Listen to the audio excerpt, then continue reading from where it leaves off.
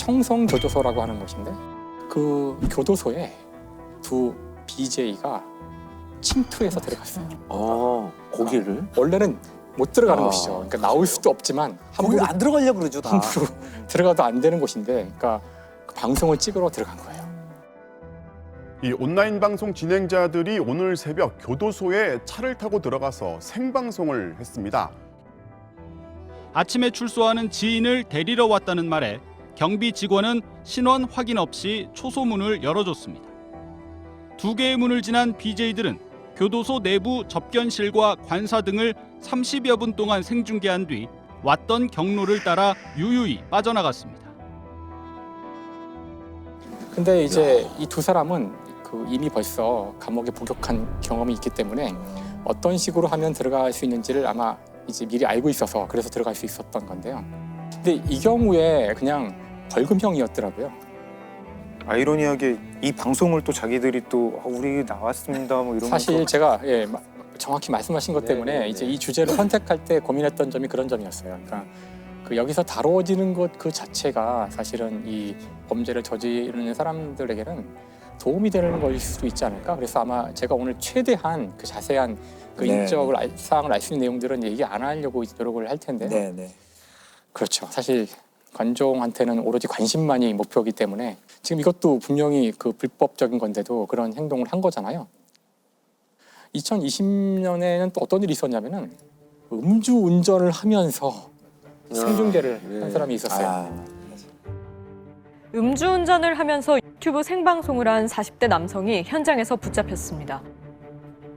저 태어나갖고 음주운전 오늘 처음 걸린 겁니다. 내가 방송 끼고 음주운전하고 왔잖아요. 내가 깔끔하게 뭐 하면 되죠. 그러니까 이렇게 단지 관심을 받기 위해서 음주운전이라는 굉장히 사실 위험한 범죄라고 생각하는데, 음주운전은 다른 무고한 사람들도 이 차와 사고가 나면은 상해를 입을 수 있는 그런 것이잖아요. 그래서 결국 A 씨에게는 그 징역 6개월과 집행유예 2년 그리고 그 중법 운전 교육 40시간이 명령되었다고 합니다. 그 사실 이제 이렇게 그 관종이 심하다 보니 가지 말아야 될 곳에 들어간 이런 범죄들이 있는 반면, 또 어떤 종류의 그 관종에 의한 범죄가 있냐면은 그 사이버 레커라는 말 들어보셨나요? 사실 레카라는 거는 저희가 이제 교통사고 나면은 달려오는 차 있잖아요. 그렇죠. 그 차를 얘기하는데, 여기 왜 레카란 말이 붙었냐면은 지금 한참 이슈가 되는 어떤 사건이 탁 뜨면 그걸 노려서 현재 이슈가 된 사건과 관련된 동영상을 재빨리 만들어서 탁 띄우는 거예요. 그러면 이제 거기 현재의 관심에 편승하여 많은 이제 클릭수를 받을 수가 있는데, 문제는 그렇게 급조하여 만들다 보니 뭐 새로운 내용은 거의 없고 이미 다 나온 거를 그냥 재빨리 짜집기 하는 정도를 만들 수 있을 뿐이고, 그거를 아주 자극적인 방식으로 뉴스를 포장해서 보여주니까 이제 굉장히 위험한 거죠.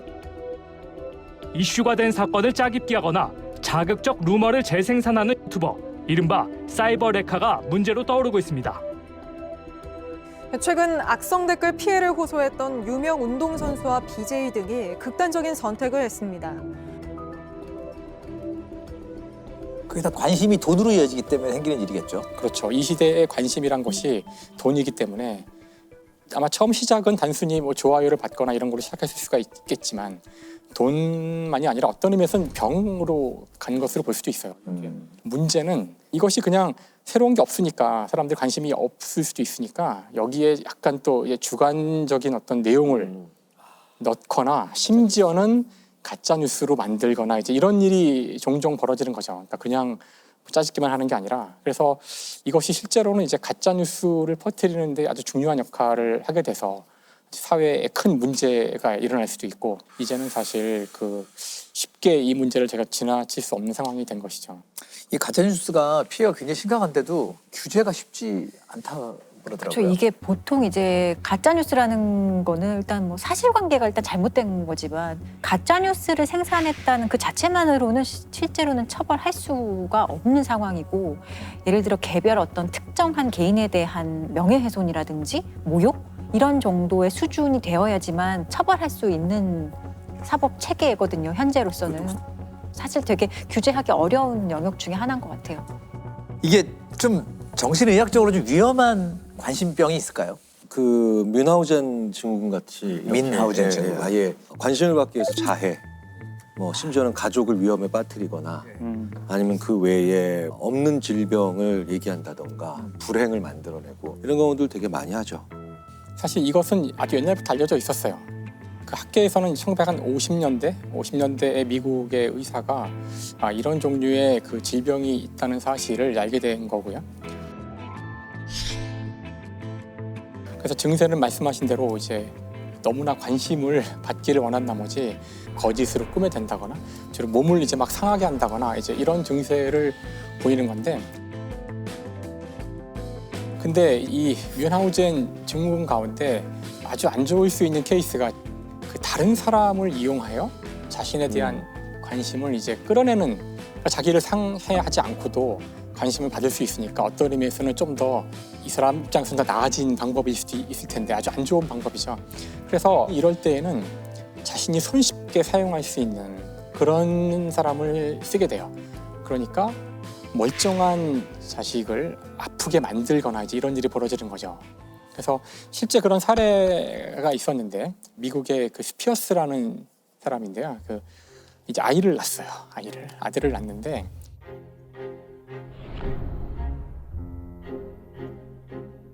그런데 그 아들이 어릴 때부터 굉장히 몸이 약했다고 하더라고요. 주장했었어요. 그래서 아들을 낳아서는 그 아들을 키우는 과정을 SNS에 육아 일기처럼 쫙 올린 거예요. 아주 많이 열심히 올리니까 이제 뭐 사람들이 막 응원도 해주고 뭐. 근데 결국에 이 아이가 한 5살쯤 됐을 때 결국 이제 죽게 돼요. 죽게 되는데 죽음 이후에 사람들이 주변에서 이 부모와 자식 이 관계를 쭉 봐왔던 주위 사람들, 특히 병원이나 이런 데서 뭔가 석연치 않다는 말을 자꾸 하는 거예요. 이게 뭔가 석연치 않다, 이 사람이. 그래서 이제 경찰이 조사에 들어가고 이제 부검도 하게 되고요. 근데 결론이 뭐냐면은 그 치사량 이상의 나트륨이 검출이 됐어요, 몸에서. 근데 그런 정도의 나트륨은 그냥 뭐 웬만큼 먹어서 될 수 있는 수준이 아니기 때문에 이건 거의 나트륨, 즉 소금이죠. 소금을 독극물 같이 쓴 거예요. 그러니까 도대체 이게 뭘까?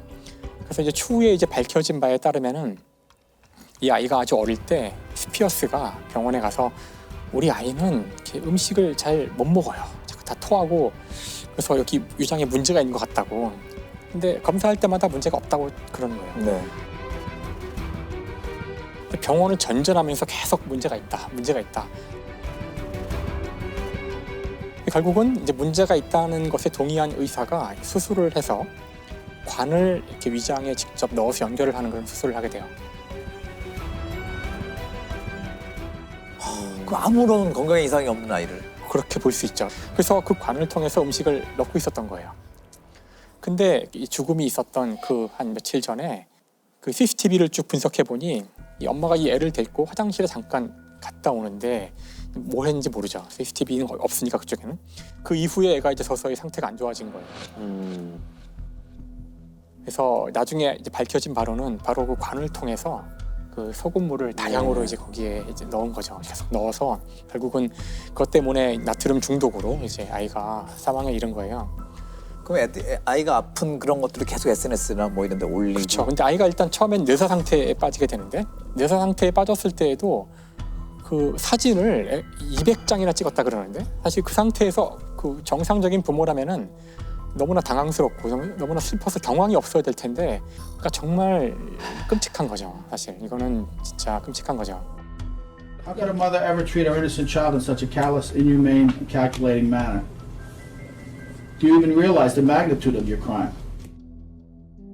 It's a sentence of 20 years to life, 5 less than the maximum, 5 more than the minimum. 결국 이제 다른 사람을 이용하는 뮌하우젠 그 증후군이고 사실 이 뮌하우젠 증후군이 SNS를 만나면서 어떤 의미에서 이제 물 만난 고기가 됐다고 할까? 근데 이 사례만 있었던 것은 아니에요, 사실은. 이런 사례가 생각보다 적진 않더라고요. The West Virginia mom, accused of injecting her son's IV with feces at Children's Hospital, is going to go to trial in August. These are pictures Candida Flutie posted on her Facebook page. They show her son in the hospital being treated for Hirschsprung disease.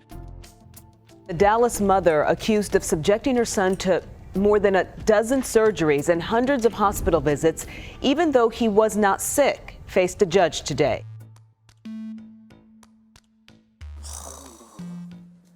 사실 이 시대에 우리가 가장 중요하게 다뤄야 될 자원이 바로 관심이라고 생각하거든요. 끊임없이 그 여러분의 관심을 단 1분이라도 더 끌기 위해서 알고리즘을 개발하고 전 세계의 모든 기업들이 바로 우리의 관심이라는 자원을 놓고 싸우고 있다는 거죠. 근데 우리가 거기에 많이 빼앗기고 있죠. 관심을 자기의 통제를 벗어나는 정도까지 빼앗기기 시작하는데 언제나 우리가 이야기했듯이 그 뭐든 지나치면 이제 굉장히 위험한 거죠. 그래서 다른 사람의 관심을 바라는 것은 인간의 자연스러운 본성이고 그건 참 좋은 일이죠. 사실 관심 받으면 기분 좋은 일이고 아까도 제가 가서 사진 찍어서 인별에 올렸지만 기분 좋더라고요. 하지만 이것이 과해지면 범죄가 되고 끔찍한 일이 될 수도 있고 이렇다는 거를 이야기하는 그런 시간이 됐으면 좋을 것 같아요. 매일 아침 이제 하와이유를 물어봐 주시던 우리 그 민 교수님께서 요즘에 이제 선풀 운동 전도사가 되셨다 그래요. 제가 그 2007년 1월 달에 뉴스를 봤는데요. 유명 여가수 한 분이 세상을 떠났습니다. 네. 왜? 악플 달려요. 그랬어요. 악플이 하도 많이 달리니까 견디지 못했는데 그래서 제가 학생들한테 이제 인터넷 세대니까 야 니네들 뭐 좀 하자. 그래서 제가 숙제를 줬어요. 인터넷상에서 그때 고통받는 분들에게 댓글을 좀 달아서 잘못된 악플인 경우에 왜 잘못됐는지를 알려주고 직접 당하는 분에게 용기와 희망을 주는 좋은 글을 달자. 라고 했더니 일주일 만에 5,700개가 달렸대요. 와. 그런데 중요한 것은 그때 그 과정을 통해서 아, 악플이 나쁘구나. 그렇죠. 악플이 사람을 죽일 수도 있다. 맞아요. 아, 좋은 글은 상대 생명을 살릴 수 있다. 살릴 수도 있다. 애들이 그걸 느꼈어요. 그래서 제가 이제 거기서 울림을 받은 거죠. 저희가 그 전국 7,000개 학교에서 선풀을 달고 있습니다. 거의 우리가 지금 한 80만 명 학생들이 지금 등록이 돼 있고 그리고 거의 지금 900만 개 이상의 좋은 글이 선풀이 좀 인터넷상에 띄워져 있고 하는 일은 먼저 선풀을 다는 교육을 하고 애들이 선풀을 달고 그다음에 그 길거리 나갑니다. 시장이라든가 그다음에 슈퍼마켓 앞에 가서 이제 악플 달지 마세요라고 하고 그러는데요.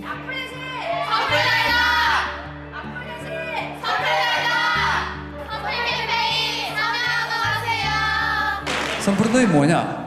악플 때문에 고통받는 분들에게 용기와 희망을 주고 비판의 글은 놔두시되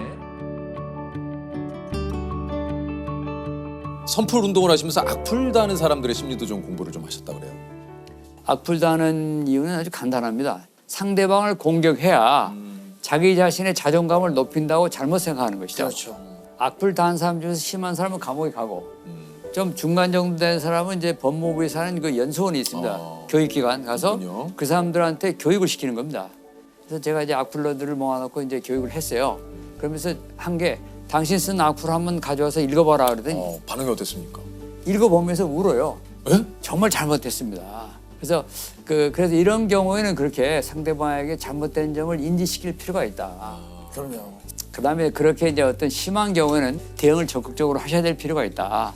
프로보너라고 그래서 봉사하는 단체입니다. 예. 그래서 100명이 저희한테 들어와 있습니다. 그래서 온라인으로 무료로 봉사를 해주니까 상담을 좀 해주시나요? 네, 상담을 혹시라도 원하시는 분이 계시면 저희 사이트에 오시면 이걸 어디 가서 얘기해야 될 때인지 누구에게 얘기할지를 잘 모르는데 그럴 때는 저희한테 연락 주시면은 해줍니다. 지금 교수님이 나온 김에 또 이런 얘기를 한번 좀 드리고 싶은데 저는 개인적으로 그렇거든요. 칭찬은 고래를 춤추게 한다라는 그런 책도 있듯이 진짜 기운이 나게 에너지 넘치게 해주는 이야기는 따뜻한 한마디인 것 같아요. 오늘 제가 분장을 했습니다. 네. 근데 분장했던 분이 너무너무 잘하셨어요. 그래서 이렇게 얘기했습니다. 내가 받아본 분장 중에서 가장 최고다. 아, 기분 좋죠. 그분이 너무너무 감사하더라고요. 기분 좋아요. 미국에서 슈퍼마켓을 갔어요. 슈퍼마켓에 점원이 빨간 세타를 입었는데 예뻤어요. 그래서 제가 당신 그 빨간 세타가 참 잘 어울린다. Your red shirt goes well on you. 이렇게 했더니 그분이 이렇게 얘기했어요. You made my day.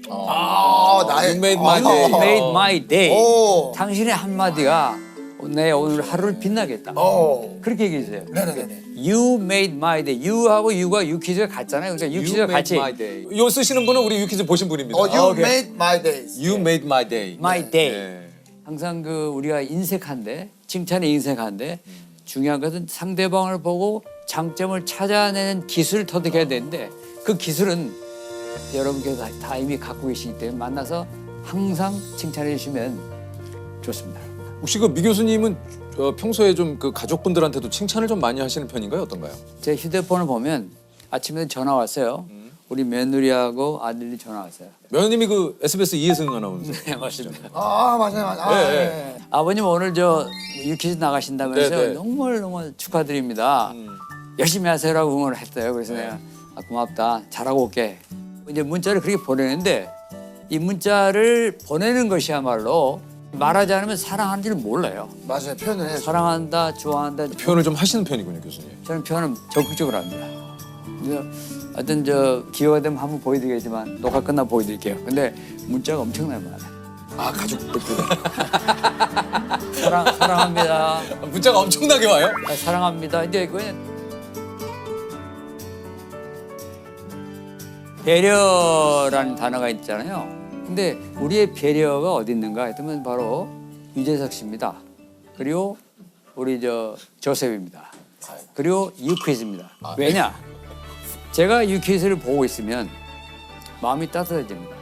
출연자를 앉혀놓고서 항상 띄워주고 응원해주고 격려해줍니다. 이런 그 유퀴즈가 존재하는 한 대한민국은 더욱더 발전하고 벌써 클로징이에요, 교수님? 더욱더 대한민국이 밝아지고 희망차고 따뜻해집니다. 유퀴즈를 응원하겠습니다. 감사합니다. 아니 그 교수님이 늘 마음속에 간직하고 있는 영어 한마디 좀 있을까요? 제가 호주를 방문했습니다. 거기 가니까 그 오페라 하우스가 있어서 가봤는데 벽면에 이렇게 써 있어요. The sun did not know how beautiful the light was until it was reflected off this building. 태양은 자신의 빛이 이 건물에 반사되기 전까지는 그 자신의 빛이 그렇게 아름다운 줄은 몰랐다. 그래서 이 말을 바꿨습니다. 상대방을 빛내는 것이 나를 빛내는 것이다. 그래서 악플 대신에 용기와 희망을 주는 좋은 글을 다 하셔서 상대방을 빛나게 하십시오. 바로 내가 빛납니다. 그러니까요. 이게 진짜 사실은 뭐 악플 이야기를 좀 했습니다만 정말 많은 분들에게 이런 응원의 댓글을 남겨주시는 분들은 진짜 얼굴을 직접 뵙진 못하지만 참 늘상 감사한 마음이 들고 그분들도 그만큼 그 이상의 좀 복을 받으셨으면 좋겠다는 생각을 늘 하거든요. 선풀 운동을 하면 누가 돈을 안 주잖아요. 제가 선풀 달기 운동을 합니다. 그러면 그 듣는 사람이 참 좋은 일 하시네요. 그 말 한마디예요. 근데 끊임없이 하는 이유는 이런 운동은 누군가는 해야 되지 않겠는가. 이거는 그 초등학교 2학년 학생들이요. 나한테 준 일기장 같은 건데 여기 보시면은 애들이 썼어요. 선풀을 사랑하시는 민병철 교수님께 안녕하세요. 저는 이예요. 선풀을 만들어 주셔서 감사합니다. 저도 이제 악플 안 쓰고 선풀만 사용하는 어린이가 될 거예요. 이렇게 학생들이 많이 올렸어요. 그래서 제가 이제 하면서 느낀 게 이 선풀 운동이 어릴 적부터 아이들한테 만약 이걸 가르치면 쓰레기를 주워본 아이는 쓰레기를 안 버리실지 선풀을 써보면 악플은 안 될 것으로 생각합니다. 또 사람의 관계도 이렇게 보면 우리가 어떤 말을 어떻게 쓰는가에 따라 관계가 좋아지기도 하고 뭐 틀어지기도 하고 이런 일들이 생기잖아요. 지금 교수님 얘기 들으니까 그게 생각나요. 요즘 진짜 그런 얘기 많이 하잖아요. 습관적으로 짜증나, 뭐 개 짜증나. 그렇죠. 네. 짜증나로 다 뭉뚱그려서. 그러니까 뭐 예를 들면 저 가게 갔는데 생각보다 줄이 길어서 좀 내가 불편해 라든가 이런 것들도 그냥 다 짜증나. 짜증나는 그 한마디로 다 퉁치는 거죠. 맞아요. 뭐 예를 들면은 이제 요즘 많이 쓰는 말들, 뭐 킹받는. 이걸로도 많이 하죠. 킹받네. 근데 이게 연인끼리도 그렇고 친구들끼리도 그렇고 싸움이 일어나는 이유가 나 오늘 안 나가고 싶어. 왜? 아니 짜증나. 뭐가 짜증나는데? 그냥 짜증난다니까. 그러니까 뭔지를 알려줘. 아까 그런 말 하지 마. 그냥 짜증나. 나 지금 짜증나니까 말 시키지 마. 난 짜증 안 나? 그러는데 진짜 너무 킹 받네 정말 진짜. 왜 킹 받냐고. 이게 사실 언어 사용하는 게 사실 좀 에티켓이에요. 사람에 대한 예의고 이게 교감하는 활동인데 이게 섬세한 언어들을 썼을 때 더 정확하게 표현할 수 있고 또 상대가 더 잘 이해할 수 있고. 근데 모든 걸 이제 어떤 하나의 말로서 그냥 모든 걸 이제 그냥 넘어가는 것들은 어떤 면에서 좀 게으른 거죠. 교수님의 지금 이 얘기를 들으니까 이 생각이 나요. 그러니까 내 감정을 평소에 표현하고 내 생각과 마음을 정리해서 문장과 단어로 표현을 하는 연습이 돼 있으면 이런 사람과의 대화가 그렇게 버겁지 않거든요.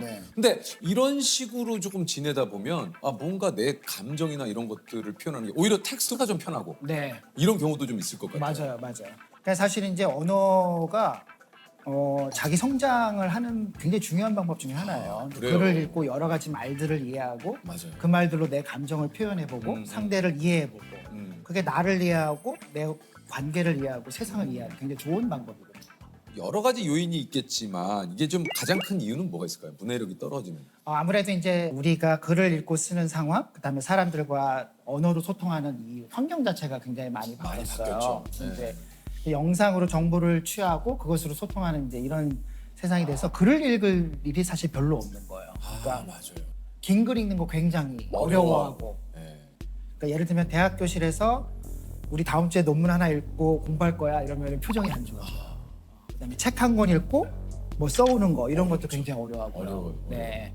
그다음에 이제 학부모님들 아이들한테 야 글 읽어라, 책 읽어라 뭐 이렇게 얘기하지만 가정통신문 안 읽으시거든요. 맞아요. 그것도 길어요. 재성님 가정통신문 받으시죠? 저도 왜냐면 이게 긴 거, 긴 거 어려워요. 아니 그래요. 실제로 이제 코로나 한창 심할 때는 선생님들이 가정통신문을 영상으로 만들어서 보냈어요. 하나도 안 읽으시니까. 맞아요. 그리고 그때는 굉장히 중요한 정보들이 많았잖아요. 맞아요. 언제 오고 안 오고 뭐 격리를 어떻게 하고 이런 게 많았잖아요. 이거 궁금합니다. 그렇다면 이것은 우리나라만 그런 것이냐? 아니면 이제 해외도 이렇습니까? 해외도 이거 저는 거의 전 세계적인 현상이라고 볼 수가 있을 것 같아요. 그러니까 제가 미국의 대학에서 이제 학생들을 좀 가르쳤는데 미국에서는 대학 수업 계획서 굉장히 길거든요. 자세하고. 이제 그거를 첫 시간에 함께 읽어요. 학생들하고. 안 그러면 바로 이메일이 와요. 시험은 언제 보나요? 과제는 어떻게 내나요? 저는 이 수업 시간에 뭘 준비해야 되나요? 그러니까 그렇게 자세하게 써놔도 읽지를 않아요. 줄임말 중에 이런 것도 있어요. 뭐예요? 너무 길어서 안 읽었어. 그 뭐예요? 그래서 too long, didn't read. 그래서 TLDR. 이렇게 줄임말이 있구나. 이게 이제 막 이렇게 해서 뭐 이렇게 보내면은 그냥 그렇게 딱 보내는 거예요. 야, 너무 길어 안 읽어. 짧게 얘기하라고. 그렇게 보내요. 네. TLDR. 왜냐하면 이제 이런 의사소통 환경 변화가 우리만 있는 게 아니에요. 맞아. 이게 진짜 말씀하신 대로 스마트폰, 우리 잡스 형이 진짜 엄청난 일을 하신 거야. 스마트폰 하나로 우리 세상이 너무 달라졌어요. 완전 어떻게 해야 사실인지 아닌지 구분할 수 있는 방법도 좀 있습니까? 네, 사실은 이제 개인이 그 팩트 체크라고 그러잖아요. 네. 그거 자체를 하는 거 그렇게 쉬운 일은 아니거든요. 그거 사실 기자들도 하기 어려운 일인데 그거 진짜 어렵죠. 어렵잖아요. 우리가 어떤 정보를 봤을 때 던질 수 있는 질문은 한 3가지 정도 있어요. 뭡니까? 간단하게. 첫 번째는 이 정보 뒤에 누가 있는가. 내가 지금 읽고 있는 글이나 영상이나 뭐 디지털 자료 뒤에 누가 있는가. 즉, 누가 있는가? 즉 누가 만들었는가. 그거를 어떤 의도로 만들었는가. 요거 한번 확인할 필요가 있고요. 두 번째는 내가 지금 보고 있는 그 영상이나 글은 어떤 주장들을 하잖아요. 그럼 이 주장을 뒷받침하는 근거들이 있는가? 그다음에 풍부하게 있는가? 구체적으로 있는가?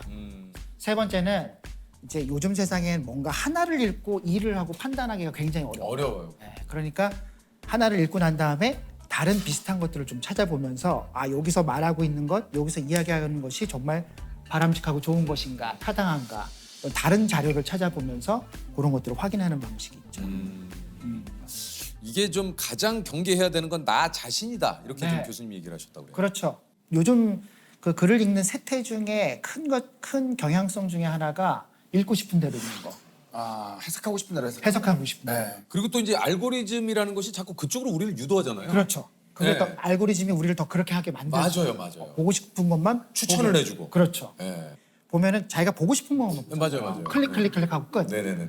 제목 헤드라인 보고 끝. 맞아요. 되는데 그러다 보면 이제 소위 자기가 보고 싶은 것, 듣고 싶은 것, 믿고 싶은 것만 보고 듣고 읽게 되는 이제 그런 걸 이제 확증 편향 맞습니다. 이렇게 얘기하거든요. 확증 뭐라고? 확증 편향. 확증 편향. 한쪽으로 치우쳤다. 예. 그러니까 확증 편향이라는 게 내 생각이 이미 기울어져 있는데 기울어져 있는 걸 모르고 그게 맞아 하는 게 확증 편향이에요. 그러니까 내가 나한테 구미에 맞는 것만 계속 읽게 되면 내가 그냥 항상 옳은 사람이 되는 거죠. 그거 정말 무서운 것 같아요. 내가 어떤 그 갇힌 세상에서 고집스러운 세상을 내 스스로 구축하는. 맞네요. 그렇죠. 예. 그리고 그거를 또 보내잖아요. 얘야 한번 읽어봐라. 맞아요. 그러네요. 근데 되게 공유하고 퍼뜨리고. 무서운 이야기인 것 같아요. 맞아요. 그런 것 같아요. 진짜 이게. 한편으로 그런 것도 있어요. 그러니까 요즘 이제 포털에 보면 뭐하러 종이 신문을 읽으세요. 물론 이제 요즘 포털에 보면 그 다 좋은 그 기사들이 나와 있기 때문에 근데 한편으로 그런 것도 있어요. 제가 종이 신문을 보는 이유는 습관인 이유도 있지만 또 한편으로는 내가 좋아하는 기사만 찾게 되면 아까 말씀한 대로 내 관심사만 보게 되거든요. 다른 부분은 내가 모르니까. 근데 신문을 보면 내가 몰랐던 부분, 내가 그리고 관심이 없었던 분야도 그 신문을 통해서 알게 되는 거죠. 그래서 저는 종이 신문을 꼭 제가 보는 이유 중에 하나가 또 그런 것도 좀 있죠. 정말 좋은 습관이고 태도인 것 같아요. 그리고 이제 우리가 SNS, 소셜 미디어에서 이제 이런 일들이 많이 벌어지는데 그게 소셜 미디어에서 이제 글을 쓰면 사람들이 이제 글을 읽고 댓글을 달잖아요. 댓글을 다는데 그 글의 내용과 취지를 정확하게 이해하지 않은 상태에서 어떤 몇 가지 표현이나 단어나 뭐 이런 것들에 딱 꽂히는 거예요. 그래서 아주 부정적인 이제 결론을 내는 거예요.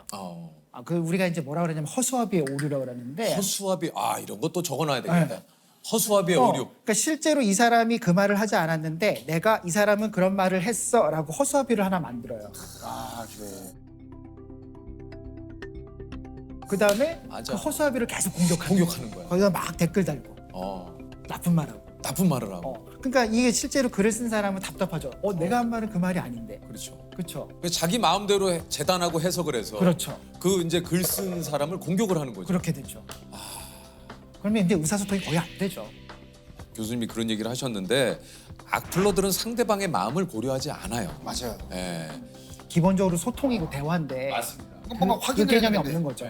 그러니까 이게 또 이런 것도 있습니다. 얘기 나온 김에 이게 이제 비판과 비난 이것은 어떻게 구분을 해야 되는가? 비난이라는 것은 사실은 상대의 어떤 잘못된 점들을 이제 끄집어내서 그것에 대해서 이제 물고 늘어지는 게 이제 비난인 것이죠. 네네네. 비판이라는 것은 사실 그렇지 않아요. 비판이라는 것은 근본적으로 우리가 지금 하고 있는 것들을 분명하고 정확하게 관찰하고 이해한 다음에 여기서 어떤 것들을 더 바꿀 수 있을까? 개선할 점이라도. 개선할 점을 생각하는 거예요. 근데 이럴 때가 있어요. 이거는 정말 우리가 봤을 때는 이건 비난인데 왜 비판을 받아들이지 않나요?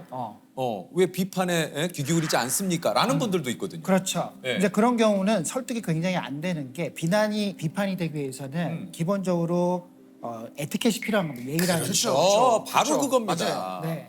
그리고 자기가 왜 그런 말을 하는지에 대한 분명한 근거, 합리적인 이유, 그다음에 그걸 설득시키는 노력 이런 게 함께 이루어져야 되는 거죠. 제가 어디선가 어떤 분이 얘기하시는 거예요. 이게 참 맞는 말이다라고 했던 게 비판과 비난을 할 때 가장 중요한 포인트는 그 얘기를 하는 대상에 대한 생각을 했느냐 안 했느냐 그 사람의 마음을 조금이라도 살폈나 안 살폈느냐가 제일 중요한 것 같아요. 맞아요. 우리가 뭐 비판적인 능력 이런 거 키우라고 하잖아요. 그렇죠. 근데 비판적인 능력, 비판적 문해력의 가장 시작은 상대가 하는 말, 그다음에 내가 읽은 글을 정확하게 이해하는 것이에요.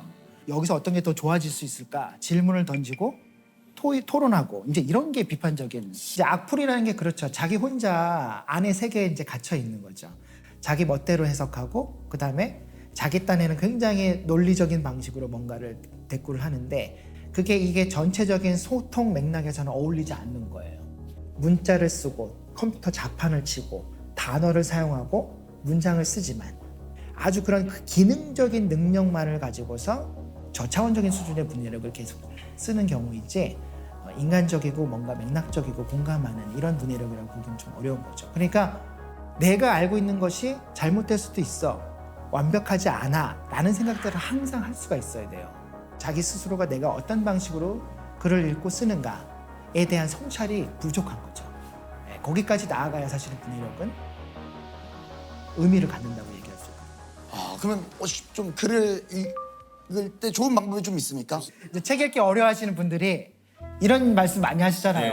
네. 딴 생각이 너무 많이 난다. 맞아요. 잡생각 많이 난다. 네. 근데 그건 이제 집중해야 된다는 뜻인데 집중 못하는 이유는 여러 가지가 있어요. 뭐 내용이 어렵고 말이 어렵고 너무 두껍고 그다음에 내가 읽고 싶은 마음도 안 들고 뭐 여러 이유가 있는데 이제 그거를 조금 의도적으로 이기는 방법 중에 하나가 이제 저 같은 경우는 책을 읽을 때 거의 연필이나 형광펜을 들고 읽어요. 이거를 그으면서 하세요? 네, 그래서 이제 왜냐하면 저는 읽을 때 항상 어떤 생각을 하냐면 내가 읽으면서 좋은 말은 기억하고 싶다. 이런 생각 굉장히 많이 하거든요. 그 책갈피에 쓰시는 분 계시죠? 쓰는 것도 거기 있고. 사이에다가. 네, 그러니까 이제 그걸 놓치기 싫은 거죠. 맞아. 그러면 연필을 들고 읽으면 내가 딱 읽을 때 내가 좋은 말에 밑줄을 치겠어라는 분명한 목적이 생겨요. 그러니까 집중해서 읽을 수 있게 되면 조금 더 잘 기억하고 싶으면 2번, 3번 읽고. 맞아요. 그렇게 되는 게 좋죠.